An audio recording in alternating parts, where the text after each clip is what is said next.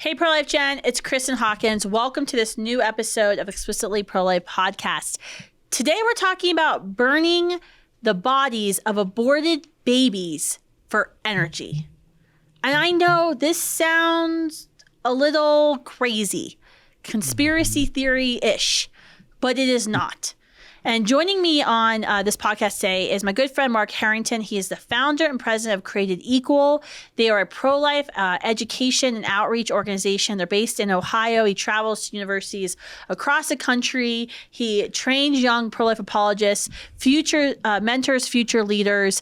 And you'll see his videos, I'm sure, all over when they have sandwich boards on campuses and then a pro-abortion person starts screaming at Mark or Seth or somebody on his team. I certainly giggle sometimes, I have to admit some of it. But Mark, thanks for joining me today, because this is a subject we don't really talk about a lot in the pro-life movement.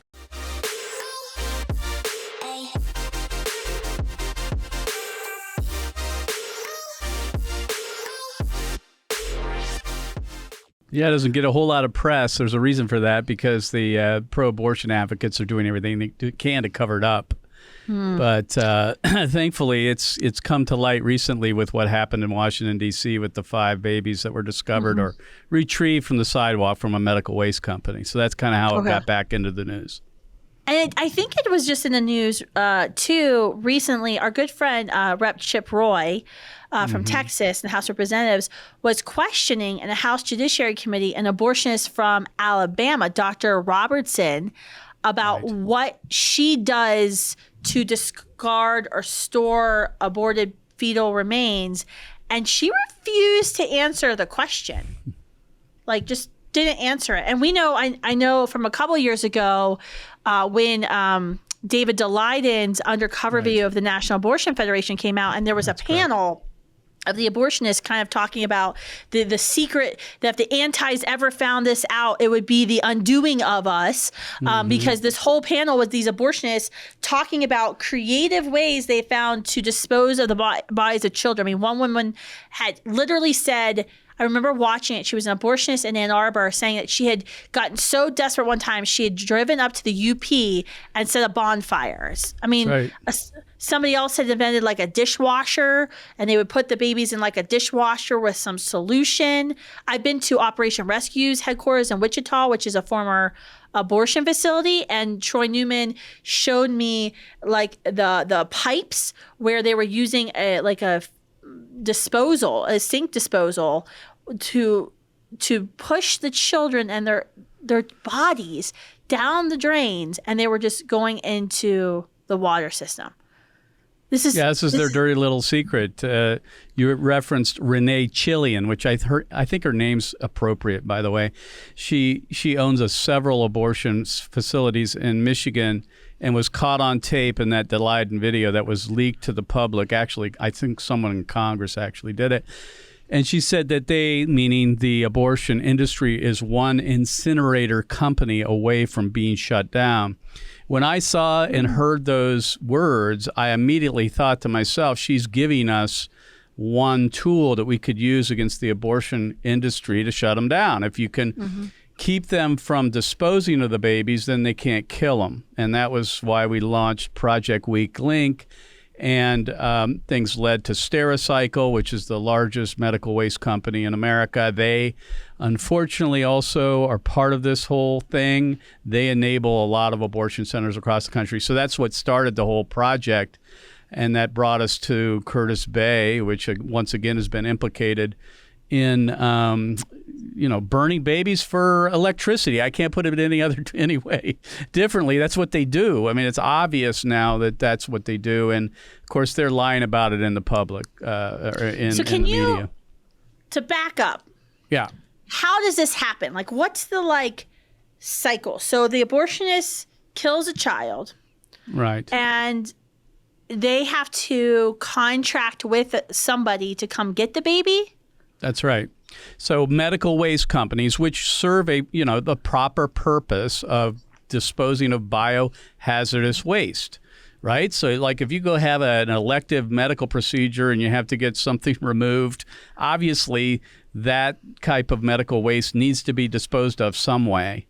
And there are, they're typically incinerated. There's nothing wrong with that. But when you're talking about intact human beings being treated like common garbage and incinerated, which is what these facilities are. They're burning common garbage too, and they burn the babies. That's where we have to say, uh-oh, no, this isn't proper. This is wrong. The babies should be disposed of, given a humane burial. That's what they deserve because they're created in the image of God.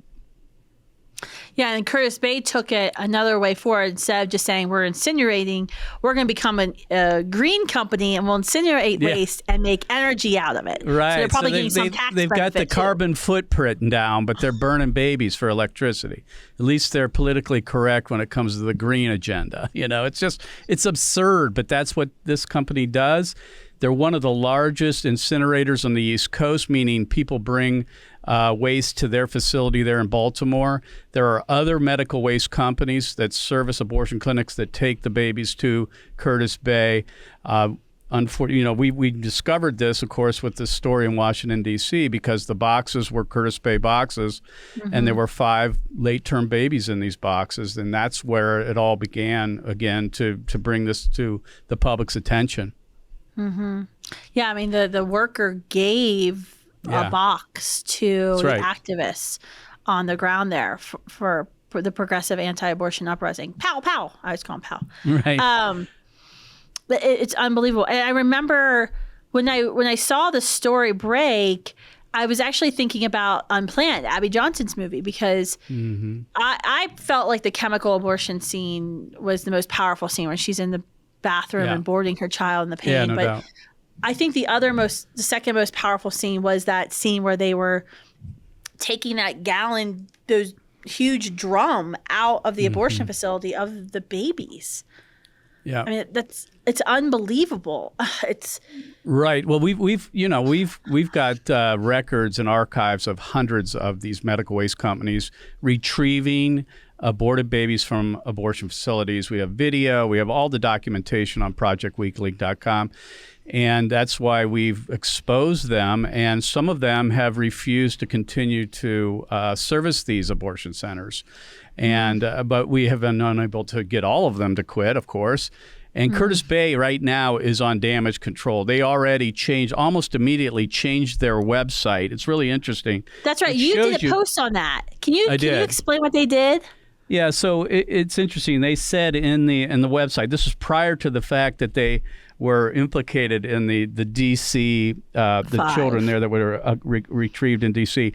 They say on their website, we manage the largest medical waste incinerator in the United States and the only facility in the Northeast region that utilizes waste to energy incineration to safely convert infectious biomedical waste and non-hazardous pharmaceuticals into useful energy. They changed that. They removed that part, and now they just say that they are the largest medical waste incinerator in the U.S. So they got rid of that whole part about converting it to energy because they were being implicated in this whole thing happening in Washington. So they are doing all they can to cover up for what they're doing. I mean, like rather than just pulling the plug on these abortion mills, which is what they should do, they should just stop and cancel the contracts. They don't want to do that because, there's money involved here. Probably a lot of it too, by the way. Yeah, I mean, it reminds me of all of the stuff that I've read about, Auschwitz and the concentration camps, and the people in the towns who would have ash coming down, falling from the sky, from the human beings that they were burning. I mean, history is repeating itself right before our eyes. I want people who, if they're listening and they live in the Baltimore area, just think this way. Your electricity is being generated in part by unborn babies who are incinerated at Curtis Bay. So think about that. That's what's going on here. That's the truth. And so it's just... Oh my gosh. Okay, so how do we get to this point? Like, can you explain to the listeners / viewers Yeah. Are there laws about how to dispose of aborted baby? Like, I know a couple years ago, Indiana passed a law, South Carolina passed a law that would require a burial of a child. And we actually, I think at the time, did some math of like how many football fields would that take every year of aborted babies. I mean, are there states that are moving to protect these children, not even protect them, of just giving them a decent burial, acknowledging that they have some humanity? Yeah, well, here in the state of Ohio, we're doing that. But you got to remember, when the baby is killed by abortion, they're dehumanized from the start, right? We consider them non-persons. So they become a commodity. We can do what we want with them. And this is one way of using their bodies to generate electricity. We experiment on them and all of those kinds of things. So when they lose their dignity and humanity, then, I mean, all bets are off, right? I mean, unless we return legal protection back to the unborn, we can expect this kind of treatment. But having said that, in the state of Ohio and Indiana, we have passed laws that require the abortion centers to provide for a proper burial or cremation. Both those laws have been held up in court. So hopefully, when and if Roe v. Wade is overturned, this will open the door for all of these laws to go into effect. And the way I look at it is this: as long as babies are being killed, which they are, and we have been unable to stop that to this point, then we ought to do what we can to provide these children a proper burial. They deserve that because they're made and created in the image of God. So that's why it's important. The other reason is it humanizes the child, right? So when the woman goes to kill her baby, the abortion center is forced to say, well, by the way, would you like cremation or burial? And I would, if I were a woman thinking about an abortion or a parent, and someone said that to me, I'd be like, wait a minute, I thought this was a blob of tissue. This was a product of conception. What are you telling me? You're saying I need to bury or cremate the child? Wait a minute, maybe I might want to rethink this abortion. So it will lead to babies being saved, and that's why we support it here, and we're hopefully it's going to be put into effect here fairly soon. I mean, this is a common sense piece of legislation, I would think. Even like a purple state should be able to introduce, right? Even if you like just, hey, we don't want children's bodies going into our public sewer systems and our waterways.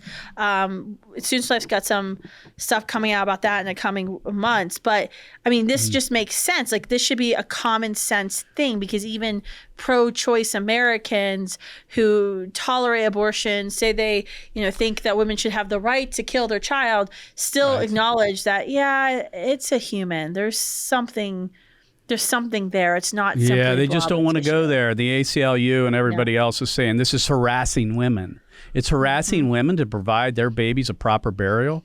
They just can't give an inch. You know that. If they give an inch, they feel like, oh, we can't humanize these babies. We have to be able to kill them and treat them like garbage. Otherwise, we start giving into the pro-life position that they are persons and they deserve the right to life. So what else have you guys found with Project Weak Link? What kind of movement have you seen? Success have you seen? What other things have you uncovered that you've been able to educate folks about? Yeah, so if you go to the website, we have the weak links. You can click on it, and those are all these medical waste companies that are currently servicing the abortion industry. And then we have the good guys, and we sent out a survey to every medical waste company we knew of in the United States and asked them the question, are you a good guy or a bad guy? And we got a whole bunch of people saying, oh, no, we're not one of those people. We don't do that. We don't take the fetal remains and burn them like garbage. Don't put us on your bad list. And so we have a good list, and then we have a bad list, and the bad list is several dozen of these companies that continue to service the abortion industry. Some have quit, and that's because of public pressure that we brought to them, usually through social media campaigns, emailing, phone calling, petition drives, that kind of stuff. Some of it's been canvassing neighborhoods, in which these companies operate, that kind of stuff, just to bring awareness, because the truth is, as you know, they don't want anyone knowing what they do. I mean, that's how this whole industry survives, is by staying in the darkness. Yeah. Exactly. We all know that. So once they're exposed, they're like, uh-oh, we don't need this public nightmare. Let's drop this abortion facility. And a lot of times they do, if the pressure's brought on them properly. I love this idea because, I mean, it's similar to, it reminds me of when Abby Johnson launched, and then there were none, because her idea was, let's reach out to abortion facility workers, offer them other jobs, help them find other jobs. And a lot of people in the movement were like, I don't care about abortion facility workers. They're killing babies. But Abby's point was, one, you should care about them because they're human beings. Abby's probably nicer than I am. But two, if there's nobody willing to work in an abortion facility, you're not going to be able to keep, I mean, I can't even get like good quality service at a restaurant since COVID. So, because there's not enough wait staff, there's not enough cooks. There's like this huge problem. So that actually makes sense. Like if you don't have anybody who's willing to work in the abortion facility, they're not going to be able to sustain their numbers of abortions. Well, just like any industry, they survive both on supply and demand. We spend a lot of attention in our movement, for good reason, on the demand side, which is to try to make abortion unthinkable. But we spend a little, not as much time on the supply side, which is trying to choke the abortion cartel. And this is one way to do it, to go to the enablers, those who keep them in business, because to me, they're the weak link. They're typically not pro-abortion ideologically. In other words, they really don't care one way or another. They're just in it for the money. I mean, and if you can put shone some bad light on them, they're going to drop their involvement most of the time. If they just stay doing their business, nobody cares, nobody knows, then it'll keep going. So that's why the supply side is something we need to focus on. I will say this, it's getting more difficult, as you know, because 50% or more of all the abortions are done through chemical abortions. And then you don't have a surgical abortion where it's going to be disposed. I got more to come on that. You and I need to talk offline. Yeah. Because there are some techniques kind of borrowing off of what you guys have already started that we've started thinking about, and we've employed a team of lawyers and folks to come up with some ideas for how to really hit on that, because you're exactly right. 50%, it's going to be 75% of abortions. I mean, it's in short order, we're going to see 60-70% of abortions being done through a chemical abortion. I think, like you, that who wants this in your drinking water? I mean, it's like, because that's where it ends up, right? I mean, it's going to, because they flush the babies down the toilet, it goes into the sewer system, the water's recycled. I mean, this is where we're headed, and people need to know that's what happens in a pill abortion. Absolutely. I mean, it's unbelievable. States like California, they're obsessed with their water, that they would be okay with this, and they would be okay with human beings being flushed down toilet. We've been using the term at Students for Life, toilet bowl abortions, and that actually works even with the pro-choice students. I'm like, oh, do you think a woman should have a right to a toilet bowl abortion on campus? And I'm like, no. I'm like, well, that's what a chemical abortion is. Yep. It's exactly what it is. So I guess to follow up on the Curtis Bay Medical Waste Group, and because of the Justice for the Five, I mean, there was a lot of media hubbub about these 5 children, these late-term babies being aborted in Washington, D.C. And it got more attention than another city because it's Washington, D.C. Everything in Washington gets more attention. But has there been any movement against Curtis Bay? What can we do to hold Curtis Bay accountable? Right. So we brought it up. The media, obviously, unfortunately, did not report on it. And I basically was saying, listen, you guys are covering up for them. And then it kind of dropped. But we have on our website, if you go to Project Week link, we have a link to the Curtis Bay information. And they can contact Curtis Bay CEO, Mark Zafani, directly. Email him and say, the normal stuff. Stop doing this. You need to stop doing this. And that's where we're focusing right now. Where does Mark live? We got a bunch of activists now who like to protest Supreme Court Justice home. So, as far as we can tell, he lives in Georgia, of all places. But we have been flyering the neighborhood of where the incinerator is located in Curtis Bay, which is actually a town, by the way, near the Baltimore area. So we're going to continue to be flyering. We're sending mailers out so the people in Curtis Bay know what's going on at this incinerator. I wish I had 24-hour surveillance on every abortion clinic to find out whether they've dropped their services or not. It's kind of hard to find out. They're not going to announce it, more than likely. But I suspect they're not servicing that surgery center in D.C. right now. That's my guess. They may have found somebody else. We're going to find out who that is, and we'll pressure them too.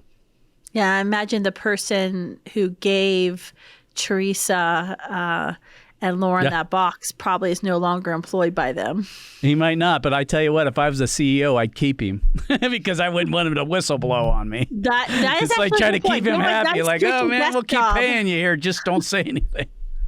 Yeah. No, thank you for all that you're doing with Project Weak Link. This is a really valuable discussion. That one that, quite frankly, is long overdue. I've seen your kind of shows about it and posts in the past, and I feel like it's one of those things we don't talk about enough. But you're exactly right. The abortionists themselves, said that this is their weak link, that they don't know what to do with all these bodies of children. So we should follow their lead and it's thinking outside the box a little bit. It's not the typical kind of stuff we do in the pro-life movement, but and partly because it's so awfully gruesome to think about.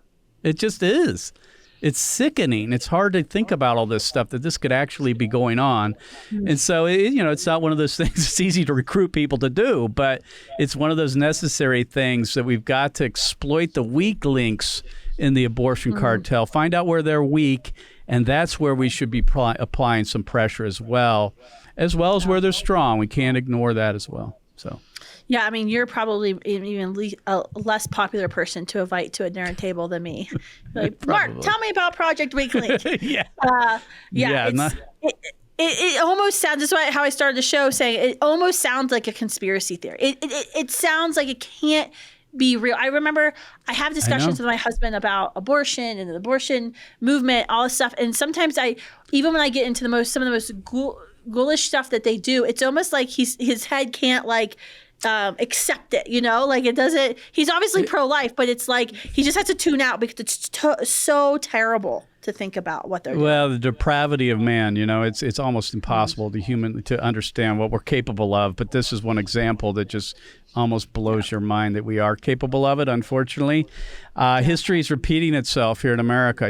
We often condemn the Nazis for experimenting on Jews, but here in America, supposedly we're a civilized country, but look what we do. We kill unborn babies, we incinerate them for like common garbage, and then we convert them to be energy. I don't know who's worse. Be honest with you, I have to say that's pretty bad. That ranks up there pretty high as far as crimes against humanity. We should be apologizing to Nazi Germany, frankly, for this. Well, I don't think I would ever apologize to Nazi Germany. Well, maybe not, but I mean, as far as comparisons go, it's pretty. Yeah, I mean, nasty. It kind of. Wasn't there a movie in the '70s, Soylent Green or something that was? Yeah, similar? Soylent Green. Mm-hmm. I wasn't born there, but I've just read about it. By the way, the date that movie was depicting was 2022. You aware of that? Isn't that interesting? No. That movie was supposedly taking place, or the story in the movie was taking place in the year 2022. Can you just briefly explain that movie? Yeah, it was where they would take elderly people, euthanize them, once they get to an age where they're not productive part of society, and then they would convert their bodies into food. That was Soylent Green. That was the wafer that the people ate. And so Charlton Heston's in it. It's interesting. It's somewhat prophetic because, like I say, it was depicting things in 2022, and here we are basically doing something very similar. So unbelievable. Well, thanks for what you're doing. Thanks to all that you all do at Created Equal. How can folks stay in touch with you and learn more? Yeah, just go to createdequal.org. You can click on the events there. We have road trips for life. We got justice rides. We go to college campuses, as you well know. So we got a lot planned. It's a big year coming up when Roe v. Wade's overturned here later this summer. We're looking forward to the next stage in the battle to save unborn babies. Phase 2 begins soon. Coming soon. All right. Thanks, Mark. Thanks for all that you do, and thanks for all that your team continues to do. And thank you all for tuning in this week. Please share this episode. We've got to get the information out about what's happening with these medical waste disposal companies and what they're doing with the broken bodies of infants that are being aborted. It's absolutely outrageous. We have to spread the word. We've got to stop this. And now with Mark's Project Weak Link, we can do something. So thanks all for tuning in. Make sure you subscribe.